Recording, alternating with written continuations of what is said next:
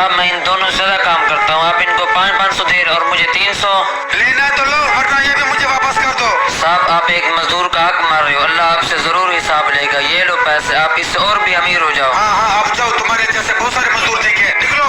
क्या करूँ, मालिक से भी गुस्सा करके आया हूँ, घर में भी पैसों की जरूरत है। ऐसा करता हूँ, मालिक के पास फिर चला जाता हूँ। बेटा आपके पापा कहाँ गए? पापा इस दुनिया में नहीं रहे। बेटा ऐसी कमाई होते नहीं मजा ही आ जाएगा। अरे ये क्या हो रहा है? पापा क्या हुआ?